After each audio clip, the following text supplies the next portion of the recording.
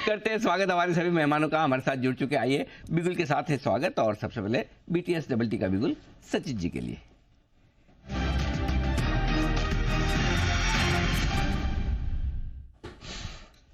सचिन जी बताएं sir. Good afternoon Anil ji, good afternoon Puja, good afternoon to all the panelist. Anil ji, Siemens में एक fresh breakout हुआ था एंड उस ब्रेकआउट के बाद अच्छा मोमेंटम नजर आ रहा है। एक अच्छी फॉलो थ्रू एक्शन है एंड 5200 के आसपास का एक जो हर्डल था कॉल राइटर्स जहां पर थोड़े से एडमेंट थे, वो पर्टिकुलर लेवल भी अभी ब्रेक हो रही है। तो मुझे लग रहा है यहाँ पर एक काफी अच्छी वर्टिकल मूव नजर आनी चाहिए।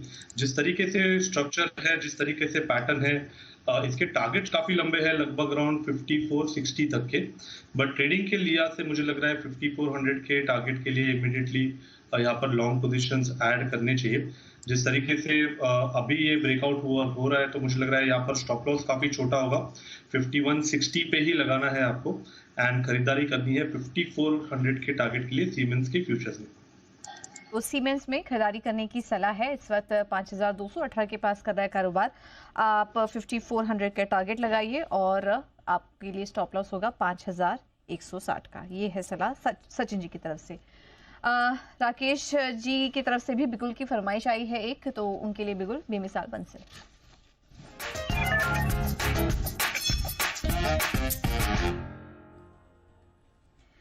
Rakesh ji good afternoon sir, बताइए कौन सा स्टॉक अच्छा लग रहा है आपको?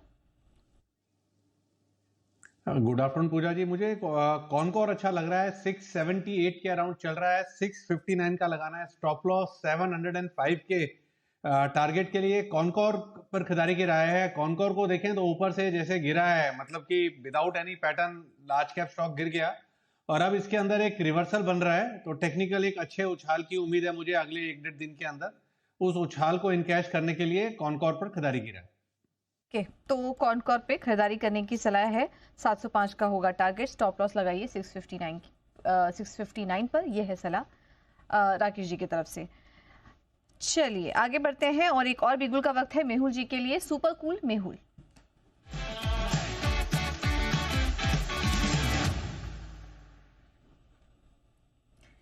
मेहुल सर बताइए, स्वागत है आपका शो पर। पहले तो बताइए आपकी तरफ से stock. Good afternoon Puja, good afternoon Anil जी। अभी जो खरीदारी करनी है वो IOC में करनी है। 127 के आसपास है, यहाँ पर एक फ्रेश ब्रेकआउट आ रहा है। 124 के स्टॉप लॉस से खरीदारी करनी है। ₹3 का रिस्क है। अपसाइड में 133 से लेकर 135 तक के टारगेट्स देखने को मिल सकते हैं। ओवरऑल अच्छा खासा इसमें बाउंस आया था, उसके बाद कंटिन्यूअसली लगभग 10 एक दिन से ये कंसोलिडेट कर रहा है within range of 126, 127 to 120। आज वो ब्रेकआउट के कगार पर है। इनफैक्ट 127, 128 के ऊपर वो ब्रेकआउट कंफर्म हो जाएगा। सो उसके चलते एक कंटिन्यूएशन मूव देखने मिल सकता है। फ्लैग जैसा पैटर्न है और जो 200 टेमा है वो तकरीबन 140 के आसपास है, तो उसको रीटेस्ट करने जा सकता है। साथ ही साथ पूजा एक अपडेट भी है। मंडे के ओपनिंग शो पर ओपनिंग बिगुल में बैंक निफ्टी में पोजिशनल बाय हमने दिया था 48,400 के आसपास। अभी लगभग 1400 से 1500 पॉइंट्स का ऑलमोस्ट गेन्स हो गया। तो यहाँ पर एक बार के लिए ट्रेडिंग पर्सपेक्टिव से अगर लिया हो बैंक निफ्टी फ्यूचर्स तो प्रॉफिट बुक करना चाहिए, बिकॉज 50,000 के आसपास एक साइकोलॉजिकल रेजिस्टेंस भी है। साथ ही साथ निफ्टी में 23,000 के आसपास एक छोटा सा हर्डल है। सो यहाँ पर थोड़ी बहुत प्रॉफिट बुकिंग की सलाह रहेगी बैंक निफ्टी में। तो ये है सलाह IOC पर मेहुल जी की तरफ से। अब आगे बढ़ते हैं। हमारे साथ आशु मदान जी भी मौजूद हैं और सबसे पहले उनके लिए बिगुल स्विंग के सुल्तान आशु मदान।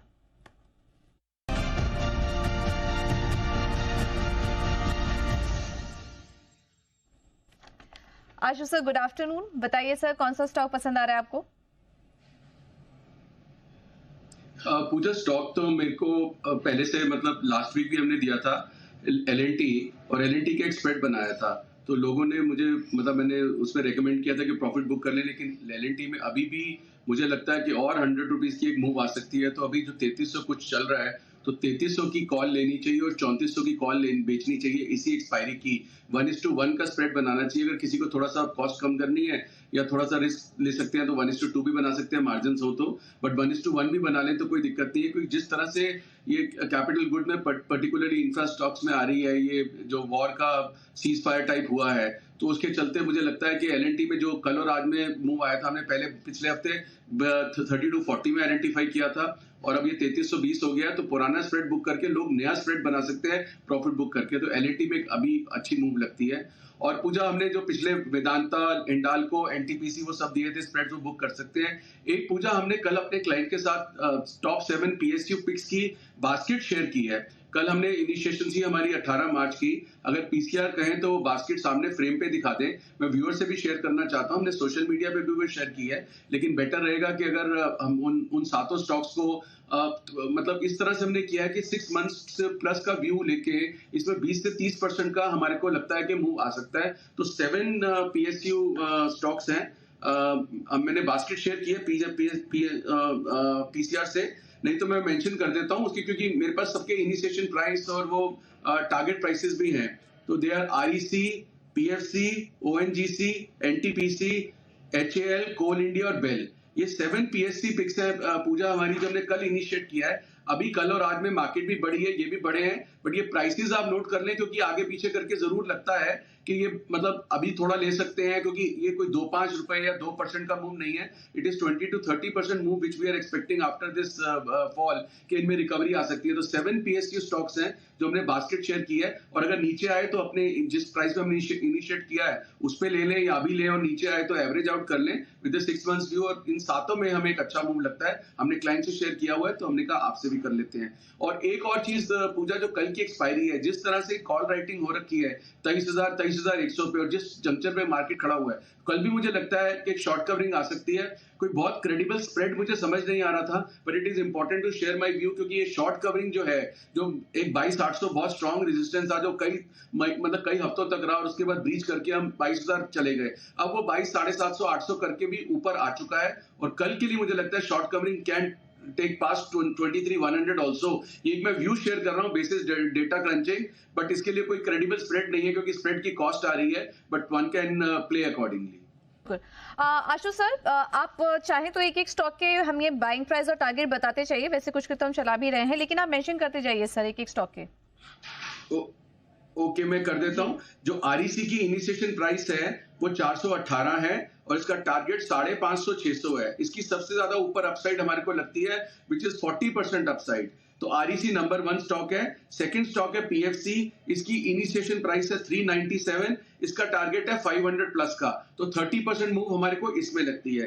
थर्ड हमारा जो स्टॉक है ओएनजीसी, इनिशिएशन प्राइस है 231, इसका भी टारगेट 300 रुपए है, 30% की अपसाइड। उसके बाद एनटीपीसी है, जो हमने कल इनिशिएट किया था 336 रुपए पे, इसका टारगेट भी 400 के ऊपर का है, 25 to 30% अपसाइड। पांचवा स्टॉक है हल, जिसकी इनिशिएशन प्राइस है 3570 रुपए, इसका टारगेट भी 4200 से 4600 तक का है, तो इसमें 20 से 25% की अपमूव है। Coal India initiation price 388, target 450 to 475, इसका 20%। और लास्ट है बेल 282 पे, इसका टारगेट है 340। ये बेल लास्ट इसलिए है क्योंकि पूजा इसमें थोड़ी रिकवरी आ चुकी है, और जितना थोड़ा पॉपुलर स्टॉक होता है उसमें थोड़ी मूवमेंट मतलब काफी लोग जल्दी चढ़ जाते हैं, और वो उसमें करेक्शन भी कभी कभी आ जाती है। सो आई थिंक जो लोएस्ट रिटर्न है वो हमारा इस बेल में, और जो हाईएस्ट है हमारे को आरईसी में लगती है। तो ये 7 स्टॉक्स है पीएससी बास्केट में हमने शेयर किए, और ये सबके टारगेट मैंने शेयर किए, और इसमें इक्वल अमाउंट आप लगा सकते हैं।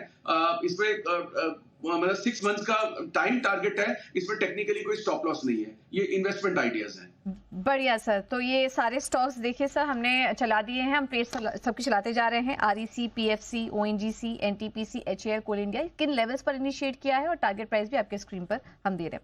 चलिए अब आगे बढ़ते हैं और वेल्थ क्रिएशन पिक्स की तरफ बढ़ते हैं, क्योंकि ये पूरा हफ्ता हम ये जो पूरा वीक है वो सेलिब्रेट कर रहे हैं। तो उसमें आज की पिक होगी कोटक सिक्योरिटी से श्रीकांत चौहान जी की तरफ से।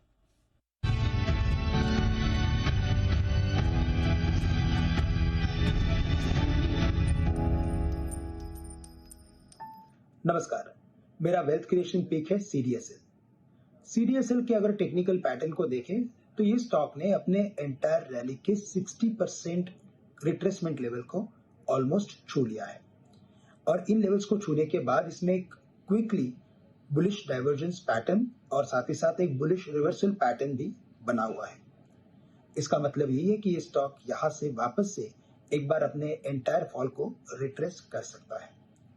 अगर करंट लेवल से इसे हम खरीदते हैं तो हमें 950 का स्टॉप लॉस रखना है, और हमें लगता है कि ये स्टॉक वापस एक बार 1500 रुपए तक के लेवल्स को छू सकता है। तो रिस्क रिवॉर्ड करंट लेवल से काफी बेहतर है। अगर आप खरीदते हैं तो 950 का स्टॉप लॉस रखें और टारगेट्स 1500 रुपए तक के रख सकते हैं। सीडीएसएल डे सुबह सुबह विश्वेश जी ने सीडीएसएल से शुरुआत की, उसके बाद सुमित जी की सीडीएसएल की पिक आई और उसके बाद जय ठक्कर ने दिए और अब श्रीकांत जी ने। दिन में 4 बार सीडीएसएल। अचानक से देखो सबका प्यार उमड़ आया है सीडीएसएल पे। सुमित जी का प्यार किस पे आया है? सीडीएसएल पे तो सुबह सुबह आया ही था, अब किस पे, ये जानने की जरूरत है बिगुल के बाद।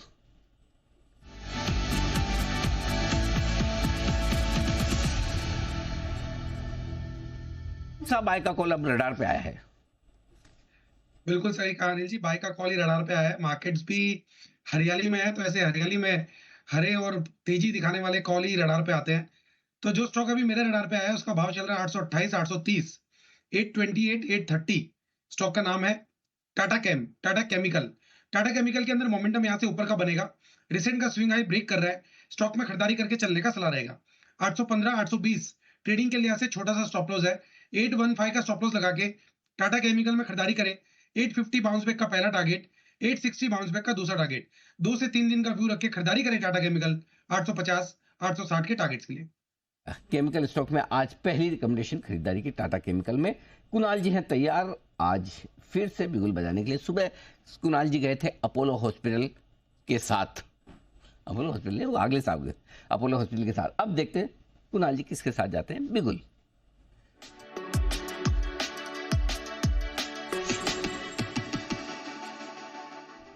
जी कुणाल जी फरमाएं। अनिल जी, अब मैं जाऊंगा मदर्स एंड सन दोनों के साथ, यानी मदर्स सन के साथ, जिसका चार्ट स्ट्रक्चर अगर आप देखें तो इसमें हमने बड़ी गिरावट देखी। स्टॉक 200 रुपए से सीधे एक तरफा नीचे गिरता रहा और इसमें कोई एक पैटर्न बना है जिसे inverse head and shoulder pattern कहते हैं और कई सारे दर्जनों चार्ट्स ऐसे देखने को मिल रहे हैं अनिल जी जिनमें सेम यही pattern inverse head and shoulder देखने को मिलता है या एक्सटेंडेड वी रिवर्सल पैटर्न दिख रहा है। तो inverse head and shoulder pattern Motherson के चार्ट पर साफ दिखाई पड़ रहा है, ब्रेकआउट आता हुआ आज के ट्रेड में दिख रहा है। तो 126 रुपए 50 पैसे के स्टॉप लॉस से खरीदारी करें। मुझे लगता है कि पहला इसके लिए पड़ाव 135 का, दूसरा टारगेट 140 का, तो 135, 140 के टारगेट्स के लिए मदरसन में खरीदारी करें। मदरसन बड़े दिनों बाद आया है रिकमेंडेशन वाली लिस्ट में। खरीदारी की राय यहाँ पर कुणाल जी की और राय मेहुल जी की भी है तैयार। आईयूसी की बात क्या है पसंद? Super cool Mehul.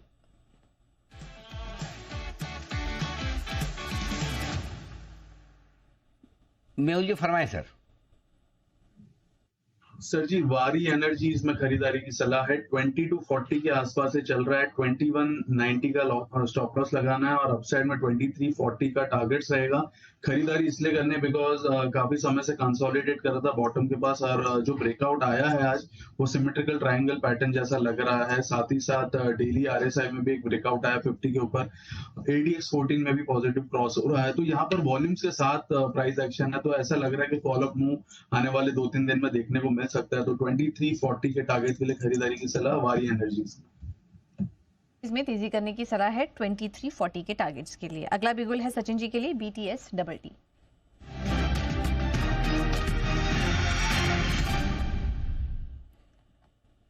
सचिन जी बताइए क्या राय है आपकी?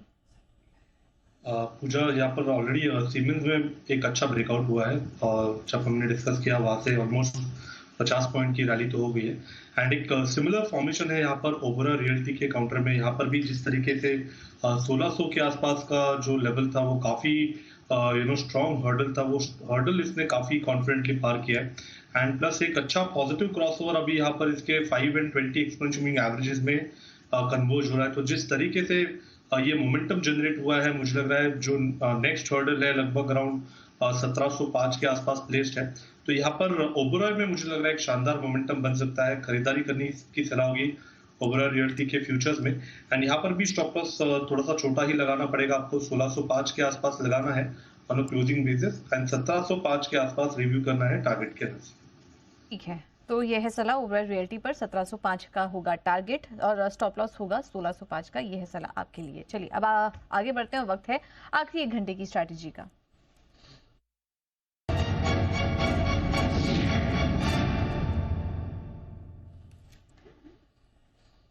संकेत ठीक ही है, यूएस फ्यूचर से सबके सब हरे निशान में कारोबार कर रहे हैं, लेकिन यूरो के बाजार हल्के लाल निशान में इस वक्त ट्रेड कर रहे हैं। सर हमारे बाजार तो ऊपर ही हैं और दिन के ऊपरी स्तर पर इस वक्त कारोबार कर रहे हैं, क्या सलाह होगी? और सर मिड कैप इंडेक्स देखिए अब 1300 पॉइंट्स ऊपर आ चुके हैं। हाँ क्या बात करें, 1000 वाला 1300, 3.5%। मजा तो यही है, स्मॉल कैप इंडेक्स 2.25%। वाह क्या बात है। बैंक निफ्टी भी आपका अब 450 पॉइंट ऊपर है, 49,750 के आसपास है, बढ़िया चल रहा है। और निफ्टी भी अब 22,925 के आसपास है। तो और एक बार बैंक निफ्टी दिखाइए जरा, क्या लेवल चल रहा है? 49,750, 825, 975 की सब रेंज है ऊपर की। चलिए पहले डेटा बता दूं आपको जी। डेटा ये कह रहे हैं कि 22,800 के आसपास अच्छा सपोर्ट है निफ्टी को। 1 करोड़ 8 लाख शेयर है, 22,900 पर 1 करोड़ 11 लाख शेयर, ये दोनों पुट की बात कर रहा हूँ। तो 22,800 से 22,900 की रेंज में पुट की वजह से लेगा सपोर्ट। लेकिन 22,900 और 23,000 उतनी ही मजबूत रुकावट की रेंज भी है, क्योंकि 22,900 का कॉल 1 करोड़ 30 लाख शेयर है, 23,000 का कॉल 1 करोड़ 60 लाख शेयर है। तो इनफैक्ट कॉल राइटिंग थोड़ी सी ज़्यादा है। लेकिन अगर 3 बजे तक 22,900 के ऊपर टिके रह गए, जो कि लग रहा है, तो ये एक बार 22,975 23,000 टेस्ट करने की कोशिश कर सकता है और वहां पर जाकर रुकेगा। वहां हल्की प्रॉफिट बुकिंग आ सकती है, कर भी लेनी चाहिए। 2-3-4 दिनों में जो तेजी बनी है उसके बाद कल की कल देखी जाएगी। तो एक बार अगर आप लॉन्ग पोजीशन है ट्रेडिंग के लिहाज से, इन्वेस्टमेंट की बात नहीं करो, ट्रेडिंग के लिहाज से अगर वहां पर पहुंचता है वहां प्रॉफिट बुक करें। अगर बहुत ही ज़्यादा खरीदारी का रुझान बन जाए और सब कुछ तोड़ ताड़ के, मतलब वो सारे सिग्नल तोड़ के एकदम जो बोले ना कि ये 23,000 के पार ही बंद होने की कोशिश करे, तब तो 3.20 पे हम अपना व्यू चेंज करके बोलेंगे कल के लिए लॉन्ग करके जाएं। अगर 23,000 के ऊपर बस चांस कम लगते हैं ऑनेस्टली, मुझे बोलोगे तो मुझे लगता है 22,975 23,000 पार करने में पसीना आएगा, कॉल राइटर जितने बैठे हैं उस हिसाब से। फिर भी यू नेवर नो, फ्लोज जब आते हैं लेने के वक्त भी ऐसे आते हैं, देने के वक्त भी ऐसे आते हैं। तो जब घटता है तब तो पानी नहीं मांगता बिना वॉल्यूम का, जब बढ़ता है तब फिर कोई लेवल नहीं देखता। तो अपने लेवल के हिसाब से जाने का 23,000 बड़ा रेजिस्टेंस है, 22,800 बड़ा सपोर्ट है बचे हुए समय के लिए। ठीक है, नंबर दूसरा तरीका यह है कि अगर घट के वापस 22,800 825 के आसपास आ जाए, इनफैक्ट 825 850 आ जाए, तो वहीं पे खरीदारी कर लीजिए। दोनों तरीके से आप कर सकते हैं, या तो नीचे घट के आ जाए या फिर पहले 23,000 आ जाए तो वहां प्रॉफिट बुक करके वापस नीचे का इंतजार करें। अब आइए बैंक निफ्टी, 49,750 के आसपास आप ट्रेड करें। ठीक है, बहुत बड़ा सपोर्ट हो गया 49,000, क्योंकि 24 लाख शेयर पुट में। अब वो आप बोलोगे तो 700 पॉइंट दूर है, अपने को भी पता है, तो जान दो। इमीडिएटली आपके लिए क्या इंपॉर्टेंट हो जाता है, आज का लो 49,300, कल का क्लोजिंग 49,300। अब 49,300 के नीचे ही कमजोरी का पहला संकेत मिलेगा, जो कि होना नहीं है। सो ऐसे में 49,500 49,300 की रेंज में अगर आता है बैंक निफ्टी तो लेना चाहिए। ऊपर में 50,000 के आसपास रुकावट है, तो 49,975 50,000 अगर इसके आसपास पहुंचता है, वहां प्रॉफिट बुक करके वापस इंतजार करें। ये स्ट्रेटजी आपके लिए ठीक रहेगी, एकदम परफेक्ट। सो पहले भाग जाए अगर आखिरी 1 घंटे में ऊपर के इंपॉर्टेंट लेवल के आसपास आए, जो कि 23,000 और 49,000 है, वहां प्रॉफिट बुक करें। गट के नीचे आ जाए तो 49,300 49,500 की रेंज में खरीदिए, 22,825 850 की रेंज में खरीदिए। सिंपल, ये स्ट्रेटजी के साथ चलिए। अपने लेवल का इंतजार कर, आया तो ठीक, नहीं आया तो आपका क्या लेके गया, कोई बात नहीं। मिला मौका तो कर लिया ट्रेड, नहीं मिला तो कोई बात नहीं। ठीक है भाई, जैसा सपोज आप प्लेटफॉर्म पे खड़े हैं, लोकल पकड़नी है आपकी, ठीक है, ट्रेन चल पड़ी, आपको मालूम भागते हुए पकड़ोगे गिरने का डर है, यानी भाग शेयर आपको खरीदना था, शेयर भाग गया, भागते हुए पकड़ोगे लॉस का डर है। अब आप क्या करोगे, दूसरी ट्रेन का इंतजार करोगे, उस ट्रेन के पीछे तो नहीं भागोगे पटरी पे करेक्ट। वैसे अब उस शेयर के पीछे मत भागो, नहीं आया हाथ में, नहीं आया, जब आए अपने लेवल पे अपने रेंज पे, तब ट्रेड ले लेने का शांति से। हड़बड़ी वाले ट्रेड में पैसे नहीं बनेंगे, अपने लेवल से ट्रेड लोगे तो पैसे बन जाएंगे। ठीक है, आइए, थोड़ी लेट हो चुके हैं सेठी साहब, आज मजा आ गया, सेठी साहब लेट आए, मेरी स्टडीज पहले हो गई। स्वागत किया जाए बिगुल के साथ।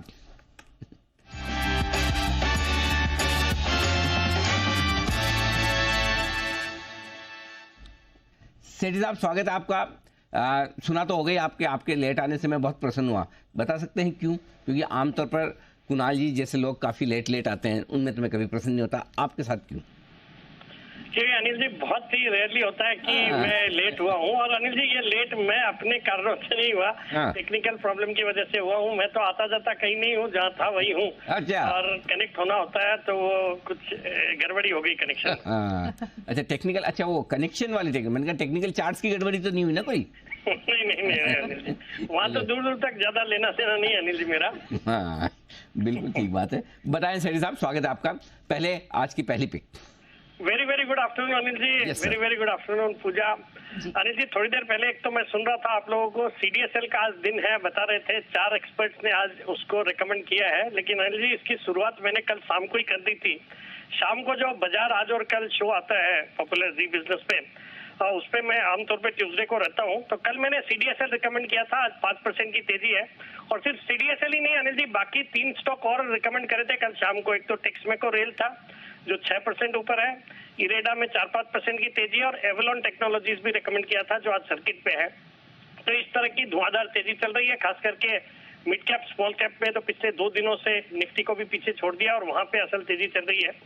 और अनिल जी, आज का जो मेरा पहला स्टॉक है, खरीदारी करने की सलाह है जैगल प्रीपेड ओशन सर्विसेज में, जो अभी 341 के आसपास ट्रेड कर रहा है। जैगल, ZAGGLE, जैगल नाम है स्टॉक का। ये एक यूनिक कंपनी है जो कि कॉर्पोरेट्स को, SMEs को और स्टार्टअप्स को उनके जो एक्सपेंसेस को मैनेज करने के लिए फाइनेंशियल सॉल्यूशंस या प्रोडक्ट्स प्रोवाइड करती है। इनके कई सारे प्रोडक्ट्स हैं, Zaggle Johor, Zaggle save, Zaggle propel, ये सब काफी पॉपुलर है, और कई सारे कॉर्पोरेट्स, 3000 से ज्यादा कॉर्पोरेट इनके क्लाइंट लिस्ट में है, जिसमें बहुत अच्छे नाम है। टाटा कैपिटल है, NSDL, आपके वोकहार्ड, आइनॉक्स, और 14 बैंकों के साथ इनके करार है। 14 प्राइवेट और पब्लिक सेक्टर बैंक, जिसमें Kotak, axis, PNB, Indian, Canara bank, सबके साथ इनके टाई अप है। तो इस तरह की कंपनी इनके खुद के 50 मिलियन मतलब 5 करोड़ से ज्यादा को ब्रांडेड प्रीपेड कार्ड इश्यू किए हुए हैं। और वीजा जो वर्ल्ड की सबसे बड़ी ये जो क्रेडिट कार्ड वाली कंपनी है, second largest I think after master, या वीजा सबसे बड़ी है, सॉरी, मास्टर कार्ड से ऊपर, उसके साथ भी इनका करार है for issuance of prepaid forex को ब्रांडेड कार्ड्स। तो इस तरह की कंपनी है, और हाल ही में इन्होंने फ्लीट लॉयल्टी प्रोग्राम के लिए भी करार किया है टोरेंट गैस के साथ, 200 करोड़ का वो कॉन्ट्रैक्ट है। तो एक बड़ी अपॉर्चुनिटी है। जिस तरह से डिजिटाइजेशन पे सरकार का फोकस है, आजकल कैश का यूसेज कम हो गया, तो इस तरह की कंपनी के लिए अपॉर्चुनिटी बड़ी है। फंडामेंटल्स बहुत अच्छे हैं, return on equity is close to 45%, और दिसंबर क्वार्टर भी बहुत अच्छा था, 19 करोड़ का पैट रिपोर्ट किया, जो पिछले साल 15 करोड़ का पैट था। तो मुझे लगता है ये स्टॉक में शॉर्ट टर्म में भी तेजी हो सकती है, लॉन्ग टर्म भी अच्छा लगता है। 370 का मेरा इसमें शॉर्ट टर्म टारगेट है, 330 का स्टॉप लॉस रखना है। ओके, 370 का टारगेट, 330 का स्टॉप लॉस, ये है विकास जी की सलाह। विकास जी, आपकी तरफ से दूसरा स्टॉक आज के लिए? बिल्कुल पूजा, आज का जो दूसरा स्टॉक है, स्टॉक का नाम है HLE ग्लासकोट। HLE ग्लासकोट जो अभी 242-43 के आसपास ट्रेड कर रहा है। मेरे शॉर्ट टर्म टारगेट है इसमें 265 के, स्टॉप लॉस रखना है 232 रुपए का। ये कंपनी भी प्रोसेसिंग इक्विपमेंट जैसे ग्लास लाइन इक्विपमेंट्स, फिर फिल्ट्रेशन एंड ड्राइंग इक्विपमेंट, जो कि केमिकल और फार्मा इंडस्ट्रीज में यूज होते हैं, इस तरह के इक्विपमेंट्स बनाती है। और इस सेगमेंट में इसका एक मार्केट लीडर है कंपनी विद 50% मार्केट शेयर। इन्होंने कुछ क्वार्टर पहले एक जर्मनी में एक्विजिशन भी किया है, जो कि एक लीडिंग ग्लोबल लीडर कंपनी है, थेल्टेक नाम है उस कंपनी का।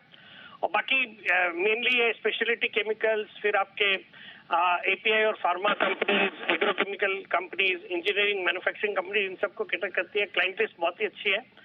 नामी गिरामी फार्मा कंपनीज जैसे Sun Pharma, Bayer, UPL, PI industries, SRF, इन सब इनके क्लाइंट लिस्ट में है।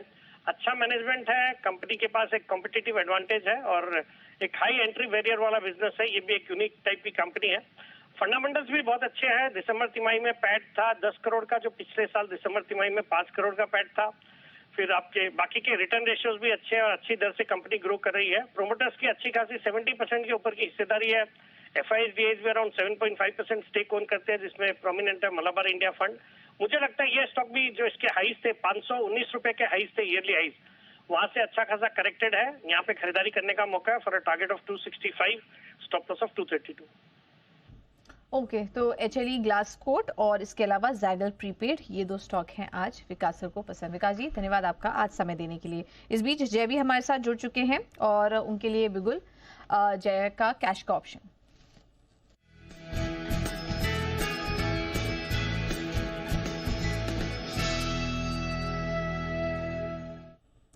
माफ कीजिएगा, जय का जैकपॉट, ये बिगुल है उनके लिए। जय, गुड आफ्टरनून, बताइए। Good afternoon to you Pooja and good afternoon to you Anil ji. Pooja, कल मॉर्निंग सेशन में मैंने एल पर एक bull call ratio spread recommend किया था 24.95 के कॉस्ट के साथ, जहां पे 3250 का कॉल खरीदने को कहा, 3350 का और 3400 का कॉल बेचने को कहा। तो एक रेशियो स्प्रेड हुआ, एक लेकर दो बेचने को, तो वो 49.2 हो गया। तो मैंने तो सोशल मीडिया पर अपडेट किया, किसी प्रॉफिट बुक करना तो करिए। अपडेट इसीलिए दे रहा हूँ, उस कैपिटल गुड सेक्टर में मेरा पॉजिटिव ध्यान है। और अब एलएनटी के बाद एबीपी फ्यूचर्स पर रिकमेंडेशन है 5487 ट्रेड कर रहा है। एज अ डिस्क्लेमर, कल हमने हमारे क्लाइंट्स को as a contra pick recommend किया, इसे कैश सेगमेंट में रेकमेंड किया 1 से 3 महीने के लिए। मैं तो आज फ्यूचर्स में रेकमेंड कर रहा हूँ 54, 86, 87 के रेट पर। और टारगेट्स जो ऊपर में बन रहे हैं पूजा, इसके बनेंगे 5625 से लेकर 5700। मार्क सीरीज में खरीदे, अगर टारगेट नहीं है तो विपरीत में रोल भी कर सकते हैं। एंड स्टॉप लॉस जो रहेगा पूजा, वो रहेगा 5390 का। तो स्टॉप लॉस 110 पॉइंट का है, तो टारगेट भी इसलिए मैंने हायर दिए है। लाइफ टाइम हाई शॉर्ट्स है यहाँ पे, एंड पॉजिटिव डाइवर्जेंस है, एंड एक अच्छा high top higher bottom confirm हुआ है। Falling trend line technically breakout भी है। सो जो हिसाब से शॉर्ट्स यहाँ पर बने हुए हैं life time high cap goods में, एबीपी में सबसे ज्यादा है। तो मुझे ऐसा लग रहा है कि शॉर्ट कवरिंग हिसाब से पूरे बाजार में देखने मिल रही है, यहाँ पे भी देखने मिलेगी। तो 5625, 5700 के टारगेट्स हैं एबीबी के लिए, और आपको स्टॉप लॉस लगाना है 5390 का। ये है सलाह एबीबी पर आपके लिए। चलिए, इस बीच कुछ और भी स्टॉक्स पर चर्चा कर लेते हैं, और बजाज फाइनेंस, एक बार इस स्टॉक पर राय लेंगे सचिन जी से। सचिन जी, आपने रिकमेंड भी किया था बजाज फाइनेंस को काफ़ी पहले, और आज उसके कुछ टारगेट्स भी अचीव हुए, 8850 के आसपास आज गया था। तो बजाज फिनसर्व में हम देख रहे हैं कि काफ़ी समय से अच्छी तेज़ी देखने को मिल रही है। सर, अब अगले टारगेट्स आप क्या देख रहे हैं बजाज फाइनेंस के लिए? आज तो हमने देखा कि स्टॉक ने 52 वीक हाई भी बनाया अपना 8879 का। सर, अब आगे के लिए सलाह? पूजा जी, इनफैक्ट पिछले हफ्ते इसी पर्टिकुलर शो पे हमने इसे आइडेंटिफाई किया था।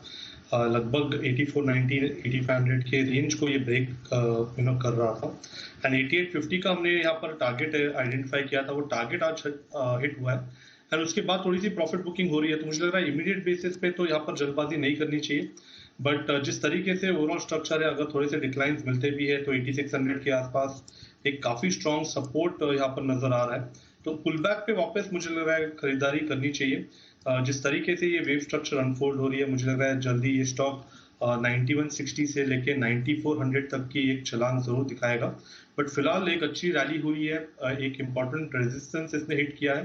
थोड़ी सी यहाँ पर प्रॉफिट बुकिंग जरूर नजर आ रही है, बट डिक्लाइंस पे जरूर इसमें खरीदारी करनी चाहिए 9160 या 9400 के टारगेट्स के लिए।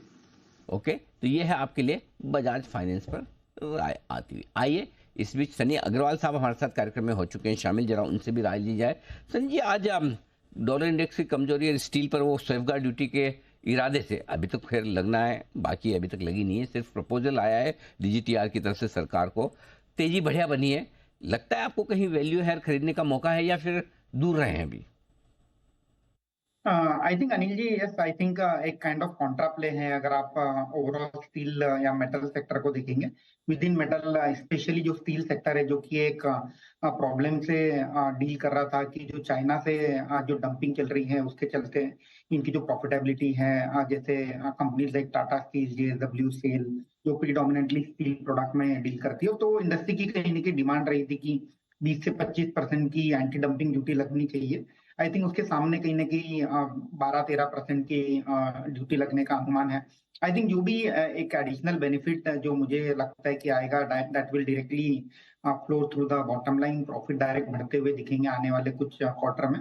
तो आई थिंक यस, बेट ले सकते हैं। मुझे लगता है कि इसमें अगर मुझे फेरस मेटल या स्टील सेक्टर पर अगर फोकस करना होगा, तो आई थिंक टाटा स्टील इसमें रिलेटिवली बेटर प्लेस लगता है इन टर्म्स ऑफ वैल्यूएशन, और जो जिस तरह से अपसाइड बिल्टअप होगा, तो टाटा स्टील का हमें लगता है कि फेयर वैल्यू तकरीबन 170-180 का यहाँ बन सकता है।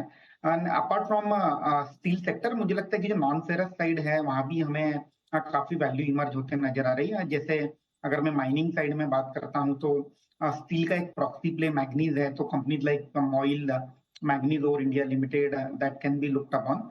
और एक जो इंटीग्रेटेड प्लेयर है श्याम मेटालिक, वो भी रडार पर रखा जा सकता है। ये है सलाह मेटल स्टॉक्स पर आपके लिए। राकेश जी, मुथूट फाइनेंस पर क्या राय बन रही है आपकी?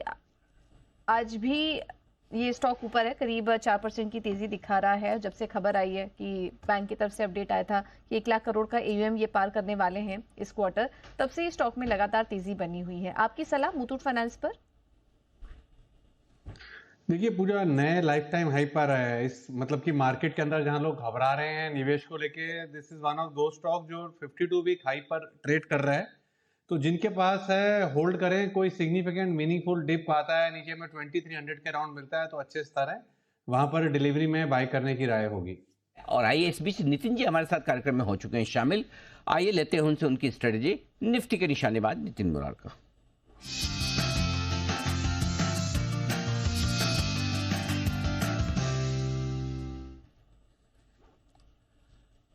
नितिन जी, गुड आफ्टरनून, स्वागत है आपका, बताएं सर। अनिल जी, अगले वीक वाली कॉल है 23,200 की कॉल ऑप्शन खरीदेंगे जो 27 तारीख की एक्सपायरी है, 68 में मिल रही है। ये मंथली एक्सपायरी वाला कॉन्ट्रैक्ट है। 23,200 की कॉल 68-69 करंट रेट पे आप खरीद सकते हैं। इसका जो स्टॉप लॉस बनेगा वो 45 का बनेगा और ऊपर फर्स्ट टारगेट आपको बनेंगे 110 तक के, और उसके ऊपर 125 तक के भी टारगेट बन सकते हैं। अब जैसे कल वीकली एक्सपायरी है और उसके बाद अगले वीक मंथली एक्सपायरी आएगी, तो मुझे ऐसा लग रहा है कि एक बार हम लोग 23,000 के लेवल को क्रॉस करेंगे, क्योंकि आज भी मूवमेंट ऊपर का ही मिल रहा है। शॉर्ट कवरिंग आने की पॉसिबिलिटी है मंथली एक्सपायरी में, तो मोस्ट लाइकली मंथली एक्सपायरी हो सकता है 23,100 तक चली जाए। और कल जैसे कि वीकली एक्सपायरी है तो कल भी पॉजिटिव आपको भी दिख रहा है। तो सब चीज फैक्टर्स को देखते हुए हम 23,200 अगले वीक वाली कॉन्ट्रैक्ट ले रहे हैं, जिसके टारगेट 100 से 120 के बीच होंगे और स्टॉप लॉस 45 का होगा। ओके, तो यह है निफ्टी पर आपके लिए 23,200 का कॉल ऑप्शन खरीदारी करने की राय आती हुई नितिन जी की तरफ से। नितिन जी, निफ्टी के अलावा कोई बैंक निफ्टी पर भी व्यू बन रहा है? जी, बैंक निफ्टी में भी आज देख रहे हैं 400 पॉइंट की तेजी है और बैंक निफ्टी में भी शॉर्ट ट्रैप है। कल ओपन इंटरेस्ट बना था इसमें 5 से 6% के बीच में, आज ओपन इंटरेस्ट 2% है, तो फिर वापस लॉन्ग बिल्डअप है। बट अल्टीमेट लॉन्ग बिल्डअप कल का है जो कैरी फॉरवर्ड हो रहा है, अनवाइंडिंग नहीं दिख रही है। तो मुझे ऐसा लग रहा है कि आने वाले समय में 50,000 के ऊपर स्पॉट लेवल निकल जाना चाहिए। अभी 49,700 है, तो मोस्ट लाइकली 1-2 दिनों में इस वीकेंड पे, जैसे कि कल थर्सडे और फ्राइडे 2 दिनों में, मुझे ऐसा लग रहा है कि 50-100, 50-200 स्पॉट लेवल आ सकता है। तो व्यू पॉजिटिव है। अब सपोर्ट जो बन गया है वो 49,500 पे सपोर्ट बन गया है, और अगर मार्केट इसी तरीके से चलती रही तो जो मंथली एक्सपायरी आएगी अगले वीक में उसमें शॉर्ट कवरिंग अच्छी मिल सकती है। तो हो सकता है बैंक निफ्टी 50,500 की तरफ भी चले जाए स्पॉट लेवल। तो व्यू ओवरऑल पॉजिटिव है। डेटा फॉर्मेशन ये है आपके लिए बैंक निफ्टी पर भी राय इस वक्त आती हुई आपके लिए। वाह, बहुत ही बढ़िया। इस बीच थोड़ी थोड़ी मजबूती और बढ़ती हुई दिख रही है। मिड कैप और स्मॉल कैप शेयरों की तेजी बेहतर होती हुई दिख रही है। उसमें से एक शेयर जिसको आप पता नहीं मिड कैप मानेंगे, स्मॉल कैप मानेंगे, कौन सा कैप मानेंगे, आपकी जो मर्जी मानो, लेकिन उस पर मैं सवाल पूछूंगा बंसल जी से। लेकिन उससे पहले जय के लिए एक बिगुल।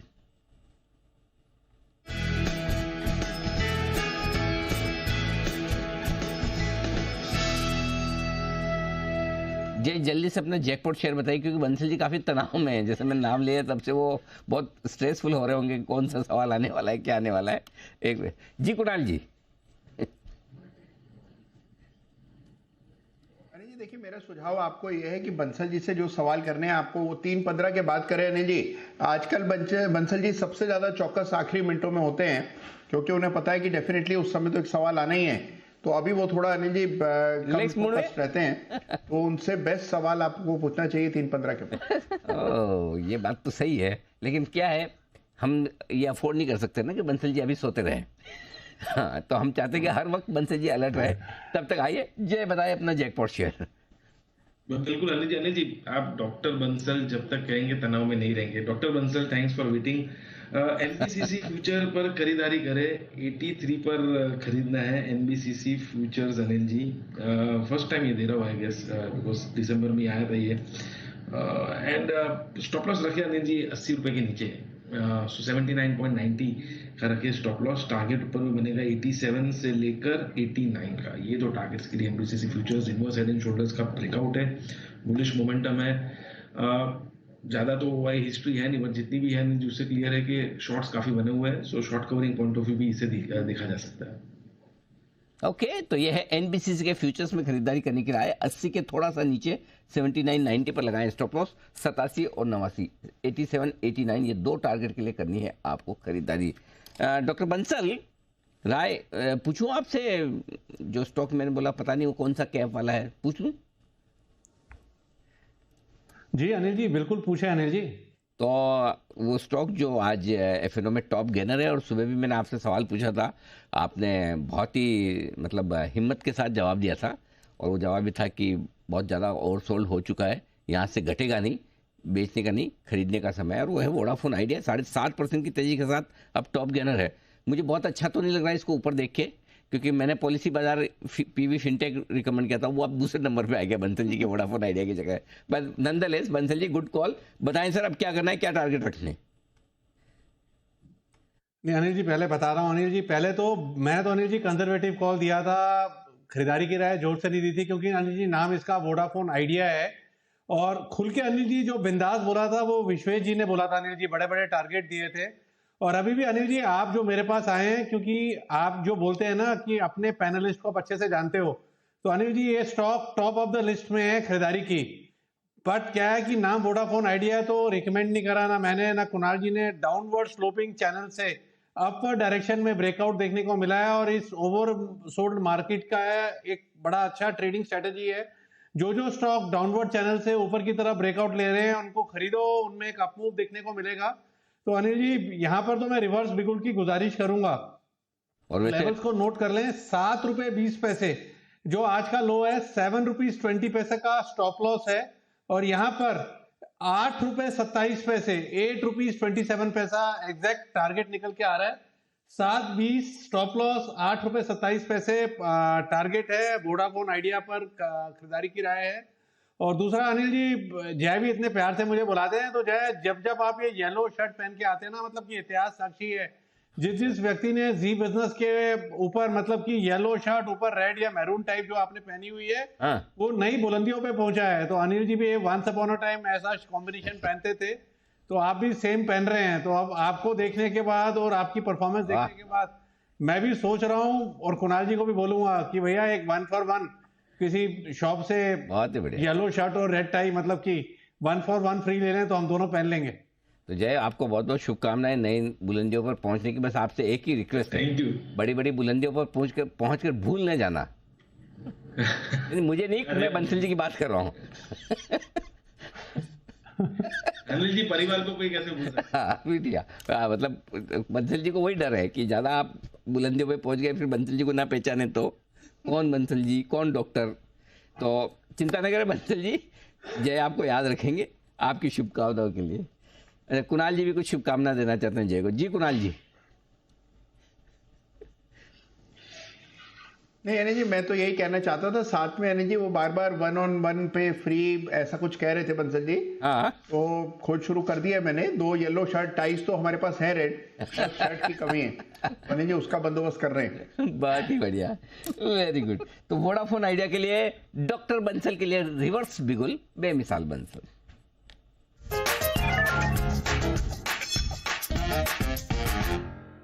साहब आपको बता दूं कि सुबह मुझे ध्यान में है कि विश्वेश जी ने भी बहुत स्ट्रॉन्ग रिकमेंडेशन दी थी, लेकिन चूंकि विश्वेश जी अभी दोपहर वाली शो में है नहीं पैनल पे, तो जब अगली बार तशरीफ लाएंगे तो मैं याद रख के उनको बताऊंगा जरूर कि आपकी रिकमेंडेशन बड़ी कमाल करती हुई दिखी है।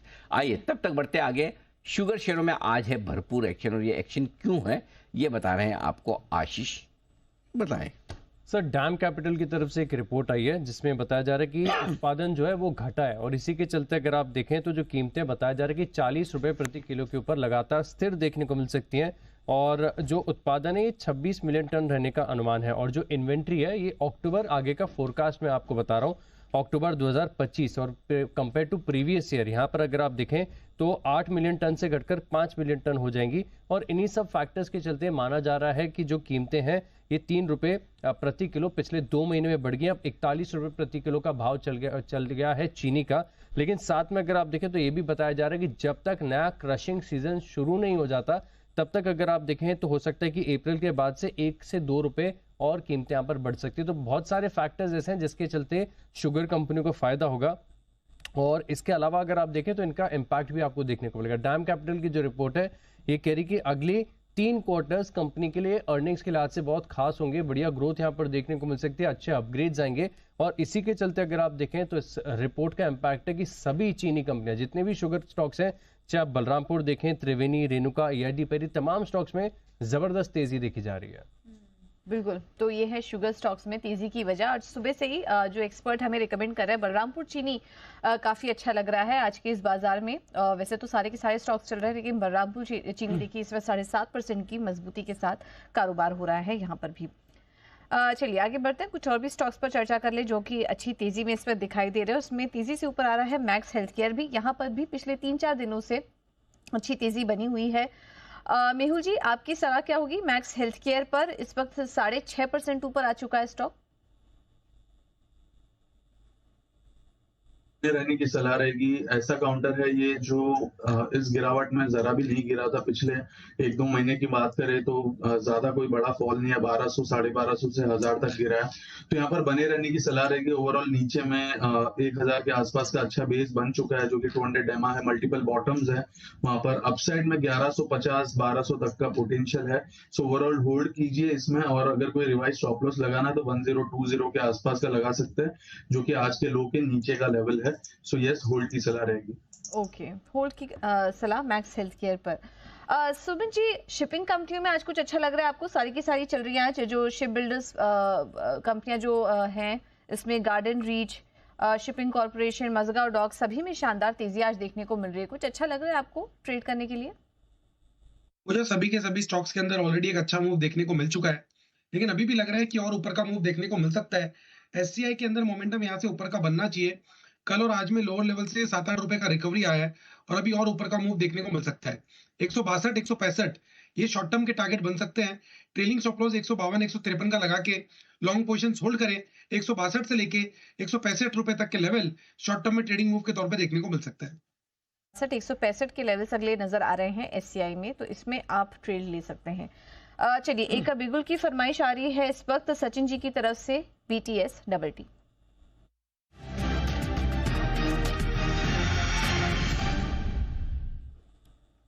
सचिन जी बताइए क्या पसंद आ रहा है आपको?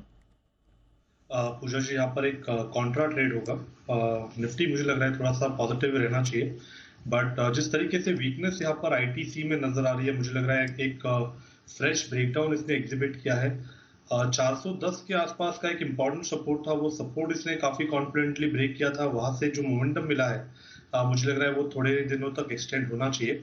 सो थोड़ा सा अगर मार्केट की वजह से पुल बैक मिल जाता है काउंटर में, तो 405 से लेके 460 तक आपको बिकवाली करनी है। स्टॉप लॉस 408.50 पे लगाना है, एंड हो सकता है कि ITC वापस लगभग अराउंड 394, 392 के जोन में स्विंग करे।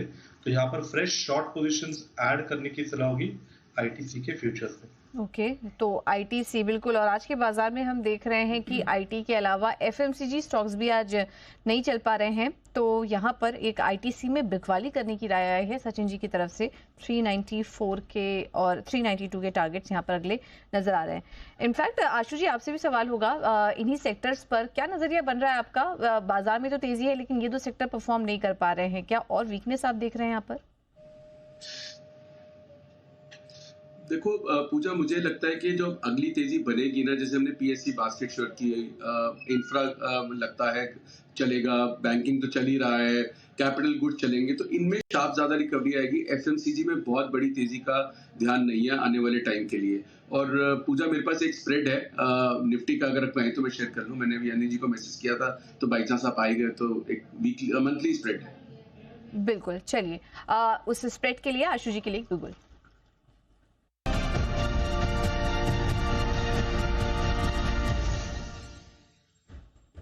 सर बताइए। मैं भी पूजा मेंशन नहीं कर रहा था कि बहुत सारी कॉल राइटिंग हो रखी है, तो स्प्रेड ढूंढ रहा था कि वीकली में रिस्क रिवॉर्ड फेवरेबल होना चाहिए और डिके भी हो जाता है, तो कैसे करना चाहिए। क्योंकि मेरा मानना है कि जो एक शॉर्ट कवरिंग है हमारे को 23,100 भी क्रॉस करवा सकती है, तो 22,900 के स्ट्राइक की, 22,900 के मंथ एंड के स्ट्राइक की, जिसका भाव चल रहा है 209.10 रुपए, एक कॉल लेनी है। और 23,250, 23,250 की स्ट्राइक की 2 कॉल बेचनी है। पूजा स्प्रेड बनेगा 100 रुपए। ये थोड़ा एक्सपेंसिव स्प्रेड है। नॉर्मली हम कोशिश करते हैं 30, 40, 50 रुपए से ज्यादा का ऊपर का स्प्रेड ना बने, बट किसी को बनाना है तो 23,200 भी बेच सकता है। बट मुझे लगता है एक जो मूव आएगा उसमें ये 100 रुपए, 150, 200 बन सकते हैं, तो ये डबल से ऊपर निकल जाएगा। अगर 23,100 होता है तो जैकपॉट भी बहुत बड़ा लग सकता है। तो 22,900 की एक कॉल, 23,250 की 2 कॉल बेचनी है। कॉस्ट है 100 रुपए। सेफ्टी तो ऊपर 23,600 तक है पूजा, तो इतना ऊपर तो नहीं लगता मूव में, लेकिन एक शॉर्ट कवरिंग मूव लगती है कल या फ्राइडे में, मंडे में, कभी भी, मतलब मंथ एंड से पहले एक जरूर आनी चाहिए। तो ये स्प्रेड एक थोड़ा सा एक्सपेंसिव स्प्रेड है, but I think to play that short covering एक बार करना चाहिए। और इसमें एक और कैविएट है पूजा, अगर ये 2-3 दिन तक नहीं चलेगा, अगर प्राइस टिके होगा तो 23,250 को नीचे ले आएंगे, थोड़ा रिपेयर कर सकते हैं। तो ये स्ट्रैटेजीज हैं जिनमें थोड़ा सा काम तो करना पड़ता है कि एकदम लेके सिर्फ नहीं बैठ सकते कि सब कुछ हो जाए। अगर मार्केट मूवमेंट ठीक रहती है जिस तरह से वो चल रही है, और डेटा मुझे लगता है कि शॉर्ट कंपनी का बना हुआ है, और बैंक निफ्टी में तो अच्छी मूव आ गई, निफ्टी में और आनी चाहिए। So let's see. ठीक है, तो ये है राय। निफ्टी पर 22,900 की एक कॉल आपको खरीदनी है और उसके सामने 23,250 की 2 कॉल बेचनी है। कुल लागत जो बन रही है वो 100 रुपए के आसपास की बन रही है। तो ये है सलाह निफ्टी पर आपके लिए।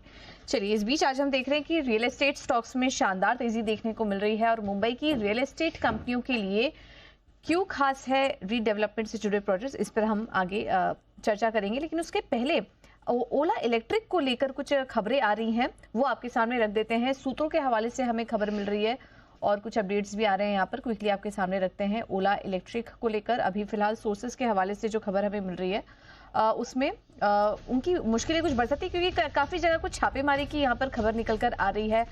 महाराष्ट्र में करीब 12 ठिकाने हैं उनके जहाँ पर की छापेमारी की खबर इस वक्त निकल कर आ रही है। ये है ओला इलेक्ट्रिक से जुड़ी खबर।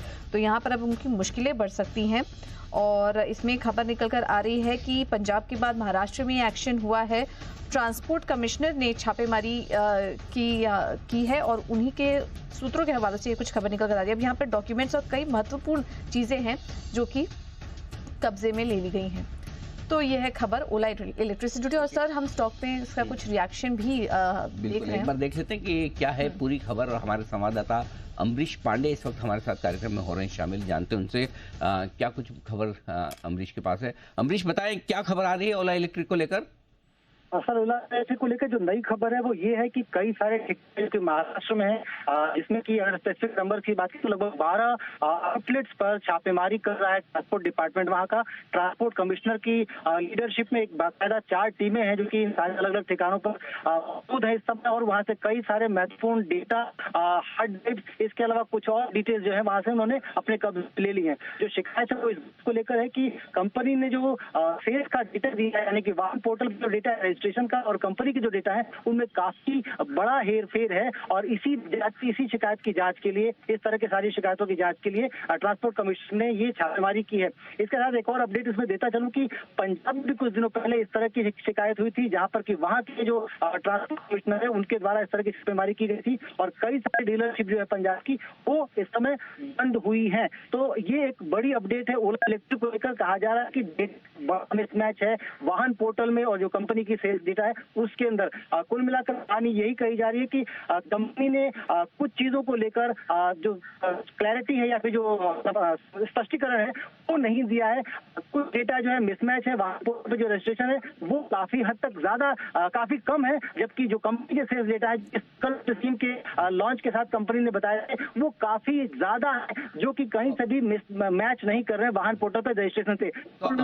अमरीश, आप ये कह रहे हैं कि पहली चीज तो है कि महाराष्ट्र के ट्रांसपोर्ट कमिश्नर के द्वारा छापेमारी की गई है 12 जगहों पर, राइट? जी सर। ओके। दूसरी चीज, क्या आप ये कह रहे हैं कि मिसमैच किस चीज का है कि कंपनी कह रही है हमने इतनी गाड़ियां बेची और वाहन पोर्टल पर रजिस्ट्रेशन कम है, क्या ये मिसमैच है? जरा समझाएं इसे। वाहन पोर्टल पे जो रजिस्ट्रेशन है गाड़ियों का और जो कंपनी की जो आउटलेट्स हैं उनके डिटेल्स है कि उनके द्वारा इतनी गाड़ियां बेची गई हैं, उसमें बड़ा हेरफेर है। और इस तरह की सारी शिकायतें मिलने के बाद ट्रांसपोर्ट मंत्री से एक निर्देश दिया था कमिश्नर को, और उस शिकायत को लेकर उस आदेश के बाद 4 टीमें बनकर 12 ठिकानों, इन 12 आउटलेट्स ट्रांसपोर्ट पूरी टीम ने छापेमारी की है। अच्छा, तो आपका कहना ये है कि ट्रांसपोर्ट कमिश्नर ये मान रहे कि जितनी गाड़ियां कंपनी बता रही कि हमने बेची उतनी रजिस्टर नहीं हुई। क्या कुछ ऐसा भी हो सकता है कि कंपनियां गाड़ी बेच के डीलर को भेज दे, तो कंपनी की तरफ से तो सेल्स हो गई, बाद में डीलर जब बेचेगा किसी कस्टमर को तब उसका रजिस्ट्रेशन होगा? क्या ऐसा मिसमैच हो सकता है?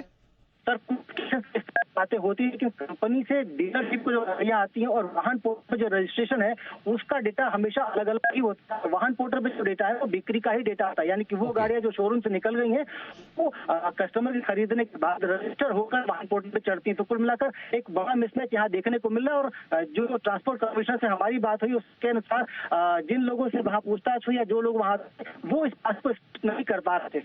बिल्कुल ठीक बात। अच्छा, एक चीज बताइए, क्या आपकी कंपनी से कोई बात हुई? कंपनी का क्या वर्जन है, उनका क्या कहना है? सर कंपनी को हमने संपर्क की कोशिश की है, जो कॉर्पोरेट कम्युनिकेशंस के हेड है उन्होंने हमारा फोन नहीं रिसीव किया, उनको हम मैसेज दिया है। इसके अलावा बाकी जो कंपनी के मुलाजिम हैं उनको भी हमने संपर्क करने की कोशिश की, फोन किसी ने नहीं उठाया है। हमने एक ईमेल जरूर उनको कर रखा है, अगर कोई रिस्पांस आता है तो हम उनके जो रिस्पांस है उसके साथ दोबारा हम आप तक पहुंचेंगे। लेकिन फिलहाल ट्रांसपोर्ट कमिश्नर जो कंफर्म किया एज ए बिजनेस को वो यही है कि 12 ठिकानों पर छापेमारी है। डेटा मिसमैच की शिकायत आई थी, निर्देश आया था मंत्रालय का, एक्शन के बाद हमने ये एक्शन लिया है। लगभग 12 ठिकानों पर अपना ये शुरू किया। आगे आने वाले दिनों में संभव है कुछ और पर छापेमारी। ओके, और अमरीश ये 12 ठिकाने जो आप कह रहे हैं जहाँ छापेमारी हुई सारे के सारे महाराष्ट्र में, राइट?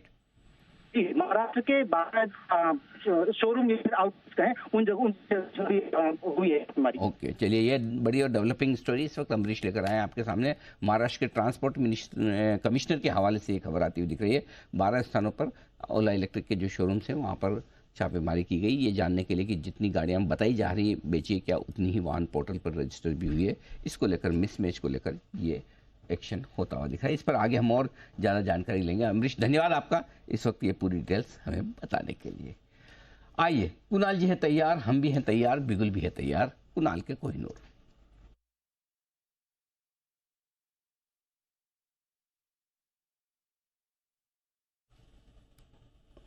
ओके, चलिए कुणाल जी, आपके बिगुल का बैकवर्ड इंटीग्रेशन किया जाएगा, तब तक बताएं सर आपकी कॉल। अनिल जी देखिए, मेटल स्टॉक्स में मोमेंटम बन रहा है और एक मेटल स्टॉक जिसमें मुझे अब एक ब्रेकआउट आता हुआ नजर आ रहा है ये है एनएमडीसी। तो एनएमडीसी में खरीदारी की राय है। यहाँ पर कई सप्ताहों में एक बड़ा कंसोलिडेशन हमने देखा और स्टॉक ने 68 से लेकर 62 के बीच में काफी समय बिताया और अब 68 के ऊपर स्टॉक निकला है। तो मेरी राय में अब इसमें एक अच्छा मोमेंटम बनना चाहिए, एनएमडीसी बाय करके चले। यहाँ पर एक स्टॉप लॉस रखें 67.5 पर, तो 67.5 के स्टॉप लॉस से एनएमडीसी में खरीदारी करनी है।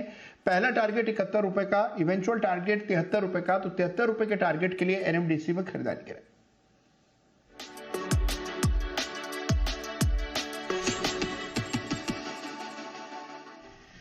तो ये है आपके लिए एनएमडीसी में बैकवर्ड बिगुल के साथ खरीदारी करने की राय। 6750 का स्टॉप लॉस, 73 का टारगेट आपके लिए। अच्छा, टारगेट से याद आया, टारगेट तो बड़े बड़े आ रहे हैं बड़े बड़े एक्सपर्ट की तरफ से। कल रामदेव अग्रवाल साहब ने 5 साल में निफ्टी का टारगेट 45,000 का रखा है और उन्होंने ये भी कहा कि अगले 5 साल में 400 से 500 लाख करोड़ 600 लाख करोड़ की वेल्थ बनेगी, मार्केट कैप बनेगा। अब आपके ऊपर आप कितना बना पाए। हमारी जो खास चीज वेल्थ क्रिएटर से मिली, आज हमने मुलाकात की बाजार के एक और जाने माने दिग्गज समीर अरोड़ा साहब से। आइए जरा सी उसकी झलकी तो सुनी लीजिए।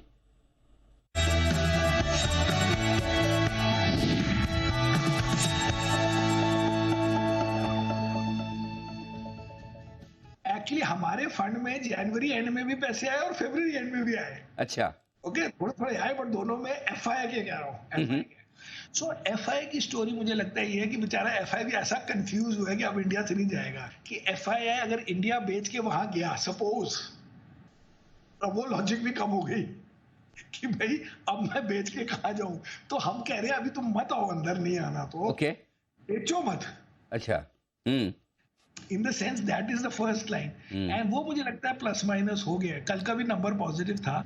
जैसे हमने अपने म्यूचुअल फंड में फरवरी में अगर लोगों ने हमारा वो देखा हो न्यूज़लेटर या पोर्टफोलियो अपडेट, आईटी को हमारा 15-16% होता था, वो अब 0 हो गया।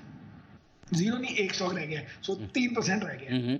12-13% आईटी 0 मतलब उड़ा दिया। तो अब उसकी लीडरशिप गई। अगर वो पहले थोड़े दिन लीडरशिप में था फ्रॉम से जून जुलाई ऑफ 24, तो ऐसे तो चलता रहेगा। सो एक्चुअली फाइनेंशियल तो सबका बड़ा बिग वेट होता है, हमारा भी है, क्योंकि एक तो चले नहीं थे 2-3 साल, बट वैसे कंपनीज अच्छी थी, ये Kotak bank, HDFC bank, ICICI bank वगैरह, और साथ में ये NBFC, Bajaj finance and Shriram and all these other. तो अब अगर इंटरेस्ट रेट कट हुआ तो मुझे लगता है NBFCs को ज्यादा फायदा होगा, क्योंकि बैंक अपने निम भी बड़े कम हो जाते हैं अगर इंटरेस्ट रेट्स कट हो, तो इसलिए मुझे लगता है कि on the margin NBFC might be better than bank. एज में हमारे पास वो है जी, हमारी जोमेटो, हमारा दूसरा जो था स्विगी, वो हमने बेच दिया। ओके। क्योंकि जब कंपटीशन ज्यादा हो जाए तो फिर पहले क्या होता है कि हमने लिया था क्योंकि इंडस्ट्री चल रही है, पहला जैसे IT जब चलता था, आपने एक IT लिया, फिर आप दूसरा IT भी ले लेते हो कि ठीक है पूरी थीम ही सॉलिड है। लेकिन अगर थोड़ा प्रेशर, थोड़ा कंपटीशन हो तो फिर better to focus on the leader. India को कोई खास नुकसान नहीं होगा ये टैरिफ से, कोई नुकसान नहीं होगा, और एटलीस्ट लिस्टेड कंपनियों में बहुत ज्यादा नहीं है। आपने को थोड़ा बहुत jewellery and James and jewellery cut कर दिया, ये कर दिया, किसी को समझ नहीं आनी है कि किसको क्या नुकसान हो। मुझे नहीं लगता बहुत बड़ा कोई नुकसान होना है। मेटल्स मुझे वैसे ही जनरली नहीं पसंद, बिकॉज मुझे लगता है कि US economy will be slowing down, but people like it. वो कहते हैं चाइना की रिकवरी होगी, मुझे लगता है कि चाइना की रिकवरी डज नॉट मीन कि चाइना को इंफ्रास्ट्रक्चर की जरूरत है। चाइना में कंज्यूमर कॉन्फिडेंस की ज़रूरत है, उनको इनकरेज करना चाहते हैं कि आप ट्रैवल करो, घूमो फिरो, शॉपिंग करो, सारी सेविंग मत करो। ये नहीं है कि उनके ब्रिज रोड नहीं बने हुए हैं, उनको और बनाने हैं। मुझे नहीं पसंद, बट लोगों को पसंद है, तो हमारे पास नहीं है।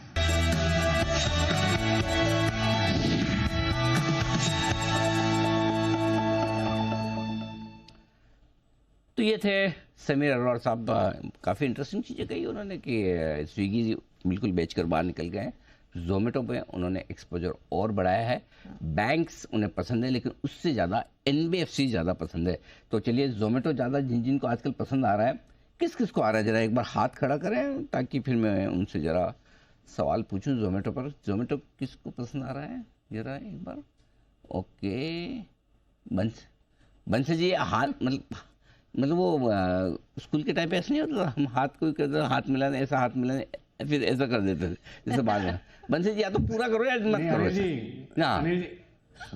नहीं अनिल जी, मैंने हाथ खड़ा करा, आपने पूछा जोमेटो किसको पसंद आ रहा है, फिर आपने बोला मैं सवाल पूछूंगा, मैंने हाथ नीचे कर लिया।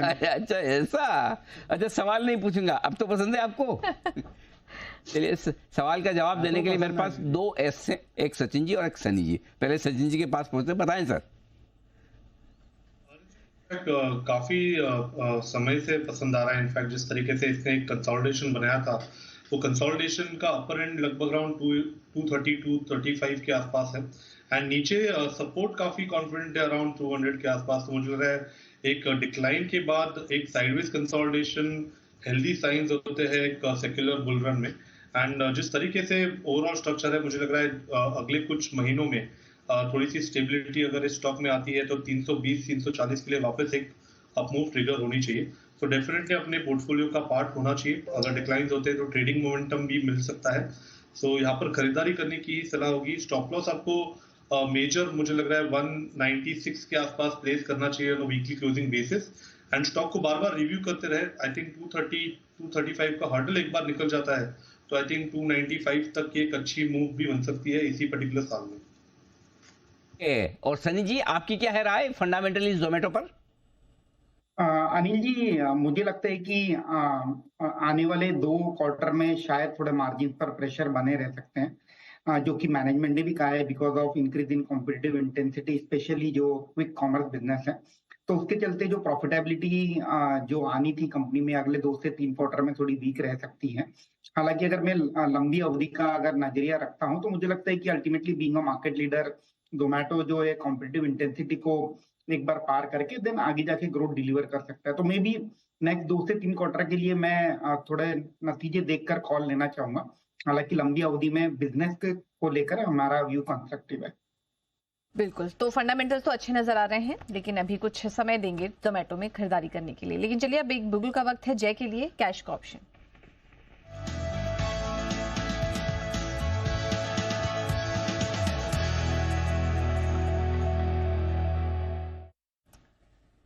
जय, बताइए आपकी ऑप्शन स्ट्रेटेजी। पूजा 3 अप्रैल का तो मैंने कॉल दिया है, वो तो ओपन ही है। एंड उसमें बने रहे। आई मीन मिड कैप का तो टारगेट आ गया, बट इसमें बने रहे। अब एक स्ट्रेटेजी जो मैं दे रहा हूँ Pooja, that is called short and butterfly strategy. कल की एक्सपायरी के लिए दे रहा हूँ मैं पूजा इसको। ये है शॉर्ट एंड बटरफ्लाई स्ट्रेटेजी।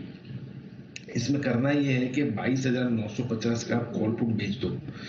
अगर इसका कॉल पुट बेच दो आप, तो आप 22,950 का तो 89 में बिकेगा कॉल, 71 में बिकेगा 89 में बिकेगा पुट और 71 में बिकेगा कॉल। सो टोटल आपको जो इनफ्लो मिलेगा वो 160 पॉइंट को मिलेगा, 160 पॉइंट का मिलेगा 22,950 का। इसको ऐसे ही छोड़ दो पूजा में, अगर हेज ना करो तो आप सेफ हो 23,110 रुपए तक। बट हेज पोजीशन तो रखनी है ओवरनाइट, ऐसा नहीं है, और मार्जिन भी कम हो जाता है। तो हमें करना ही है कि हमें ऊपर में 23,100 का ही कॉल खरीदना है। ये मिलेगा हमें 19 रुपए में, राइट। तो इसमें से 160 में से 19 माइनस करो तो 141 बचेंगे हमारे पास।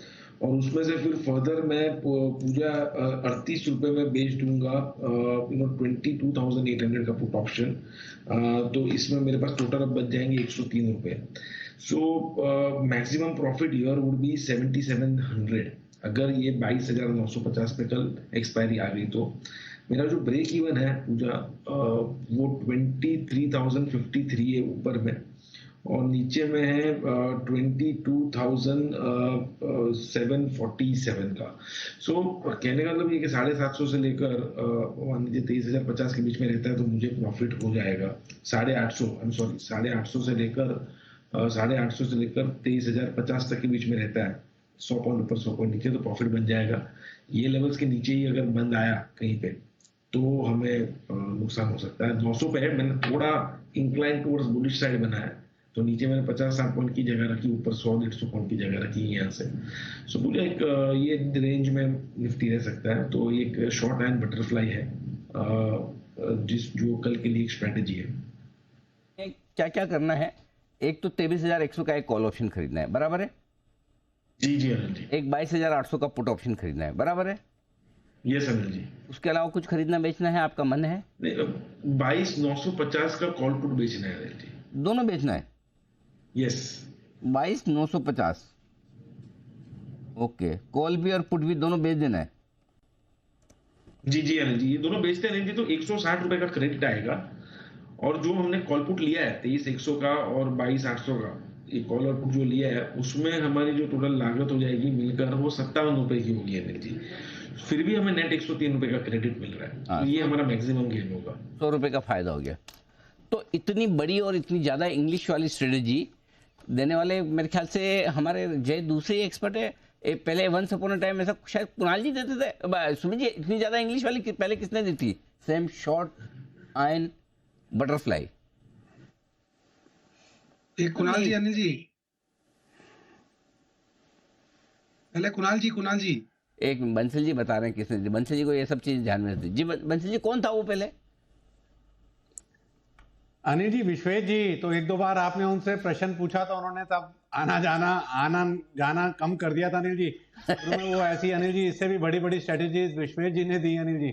ना, मैं विश्वेश जी से कभी नहीं पूछता वापस। विश्वेश जी से पूछो, पहली बार जितना बोला उससे ज्यादा एक्सप्लेन करने में बोलते हो। तो इसलिए वो इसलिए मैं पूछता नहीं। मेरे को क्यों याद आ रहा है कुणाल जी ने बोली। कुणाल जी, आपने दी थी? सच्ची बताना। अनिल जी देखिए, स्ट्रेटेजी नहीं, पैटर्न ऐसे दिए थे अनिल जी। जो हमारे बंसल जी, डॉक्टर बंसल बिल्कुल सही कह रहे हैं। विश्वेश जी ने एक बार दी थी, हमने उसका हिंदी रूपांतर भी किया था अनिल जी। उनकी स्ट्रेटेजी जो उन्होंने नाम बताया था उसको हमने हिंदी में अनुवाद भी किया था अनिल। हाँ, लोहे की तितली वाली मंदी की रणनीति, ऐसा कुछ किया था, है ना? ऐसे कुछ रखा था, बराबर याद आ रहा। बिल्कुल हिंदी अनुवाद किया था, याद है। चलिए, बढ़िया है। आज जय ने भी बहुत मेहनत करके इतनी बड़ी है, देखो नाम इतना बड़ा है, स्ट्रेटेजी बड़ी है। एक पुट खरीदो, एक पुट बेचो, एक कॉल भी बेचो, एक पुट भी बेचो, मतलब एक पुट कॉल खरीदो, एक पुट कॉल बेचो, अलग अलग प्राइस के, एक प्राइस के। How much? Too much to do. बहुत बढ़िया। जय की तरफ से ये राय आपके लिए आज के दिख रही है। तो चलिए, ये है राय जय की तरफ से। लेकिन सर, 3-20 की स्ट्रैटेजी ले रहे हैं? तैयार है? बिल्कुल, चलिए 3-20 की स्ट्रैटेजी के लिए बिल्कुल।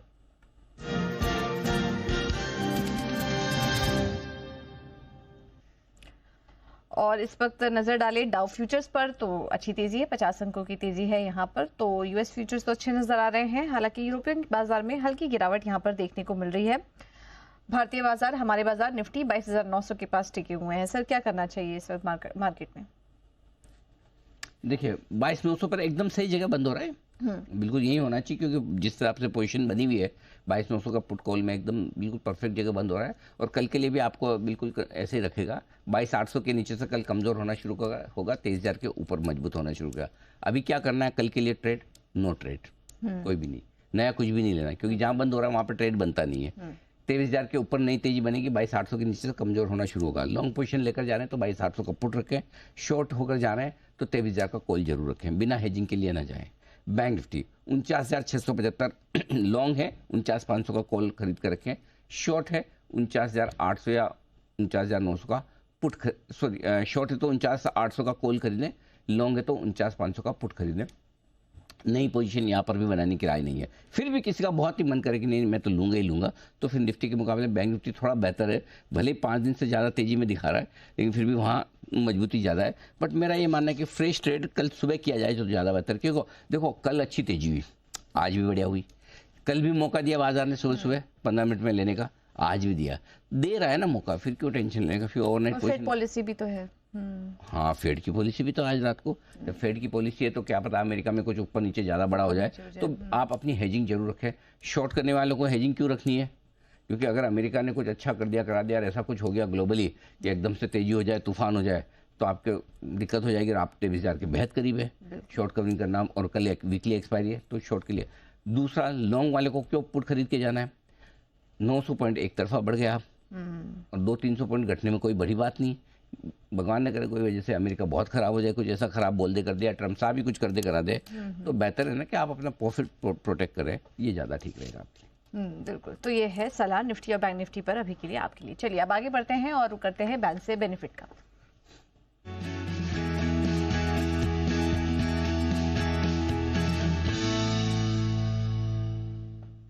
और आशीष हमारे साथ बने हुए हैं। आशीष बताइए, है कुछ अपडेट? बिल्कुल पूजा, अपडेट है। 5 स्टॉक है फिलहाल हमारे पास बैन में, और इसमें से 2 स्टॉक बाहर निकलने की तैयारी में। एक तो मनोपुरम जहां पर 80% से कम हो गई, 79.4% है प्रिसाइजली, और दूसरा है बीएससी जो भी काफी लंबे समय से बैन में था। अब पोजीशन 80% से नीचे आ गए, 79.7% है, तो 2 स्टॉक एग्जिट के लिए।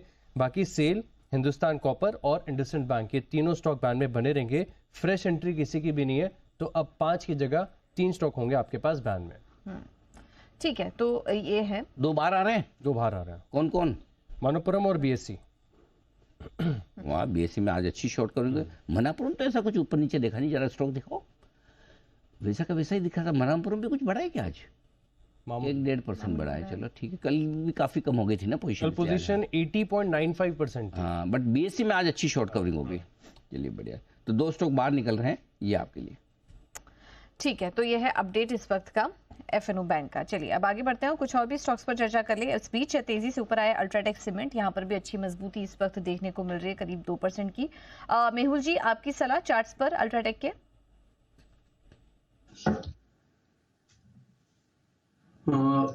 पूजा जी देखिए, थोड़ा सा रेजिस्टेंस के पास है, अच्छा खासा पुलबैक हमने देखा निचले स्तर से, तकरीबन 10,000 लेवल से ऑलमोस्ट मोटा मोटी 1,000 पॉइंट का पुलबैक आ गया, यानी 10% का पुलबैक आ गया। अभी एक गैप एरिया है, प्लस ब्रेकडाउन पॉइंट है, 200 डेमा है, तो काफी सारा चीजें सप्लाई जोन है।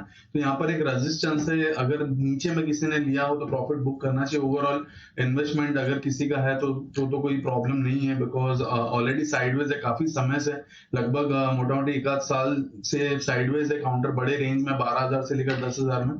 सो उसके लिए होल्ड है, बट ट्रेडिंग बेट अगर किसी का है लोअर लेवल्स पे लिया तो प्रॉफिट बुकिंग की सलाह रहेगी इस लेवल पर। सलाह अल्ट्राटेक पर आपके लिए। लेकिन आज जैसा कि हम थोड़ी देर पहले बात भी कर रहे थे कि रियल एस्टेट स्टॉक्स में आज शानदार तेजी देखने को मिल रही है, लेकिन इन कंपनियों में क्या कुछ खास हो रहा है? रीडेवलपमेंट से जुड़े प्रोजेक्ट्स बताने के लिए हमारे साथ मौजूद हैं आशीष। आशीष बताइए। पूजा, रीडेवलपमेंट इनके लिए बहुत बड़ी अपॉर्चुनिटी है। आज हमने देखा कि महिंद्रा लाइफ स्पेसेस, ये मुंबई का बहुत ही प्रीमियम इलाका है, महालक्ष्मी, यहाँ पर एक रीडेवलपमेंट प्रोजेक्ट कर रहे हैं और स्टॉक में बड़ा उछाल यहाँ पर देखने को मिला। लेकिन ओवरऑल अगर आप देखें तो मुंबई का जो रियल एस्टेट में रीडेवलपमेंट अपॉर्चुनिटी है बड़ी मैसिव है, 3 लाख करोड़ के आसपास देखने को मिल सकती है, क्योंकि बहुत सारी पुरानी बिल्डिंग जो है अब धीरे धीरे इस रीडेवलपमेंट की पोटेंशियल को जान रहे हैं। इससे बिल्डर्स को भी फायदा देखने को मिल रहा है। हालांकि इसकी प्रोसेस बहुत लंबी होती है, आमतौर पर अगर आप देखें तो 6 से 8 साल लग जाते हैं, कई कई केसेस में तो हमने देखा कि 10-10 साल से लग जाते हैं, क्योंकि बहुत ही ज़्यादा लीगल प्रोसेस होती है, समय लगता है, सबको कन्विंस करना पड़ता है। लेकिन फिलहाल अगर आप देखें तो मुंबई के हर कोने पर एक ना एक बिल्डिंग आपको रीडेवलप होती नजर आएगी।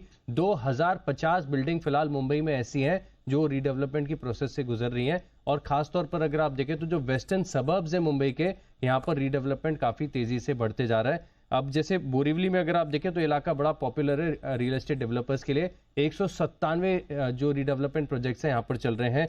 बांद्रा 154, मलाड 125, गोरेगांव 116, मुलुंड 110, ऐसे काफी सारे इलाके हैं। और इसी के चलते अगर आप देखें तो जो Mumbai based real estate companies है, जैसे मैक्रोटेक डेवलपर्स हो गया, गोदरेज प्रॉपर्टीज है, रुस्तम जी, अजमेरा, महिंद्रा लाइफ, इन स्टॉक्स में है एक्शन। बिल्कुल, तो ये है रियल एस्टेट स्टॉक्स जो कि आज एक्शन में देखने को मिल रहे हैं। राकेश जी, एक बार मैक्रोटेक महिंद्रा लाइफ स्पेसेस के चार्ट्स देखिए। आज तो चल चुका है खबर के चलते, लेकिन यहाँ से क्या आप और तेजी देख रहे हैं स्टॉक में? देखिए पूजा, बीट एंड डाउन स्टॉक है और आज काफी दिनों बाद यहाँ पर एक अपमूव देखने को मिल रहा है। बहुत बुरी तरीके से गिरा हुआ है, ओवरसोल्ड है और एक पुलबैक की अच्छी पुलबैक की संभावना है। और आज वॉल्यूम भी देखें तो जहां तक मैं देख पा रहा हूँ काफी ह्यूज वॉल्यूम, मतलब कि आफ्टर अ लॉन्ग टाइम देखने को मिल रहा है। यहाँ पर 341, 342 के टारगेट्स के लिए महिंद्रा लाइफ स्पेस में जिनके पास है होल्ड करें और नई खरीदारी भी की जा सकती है।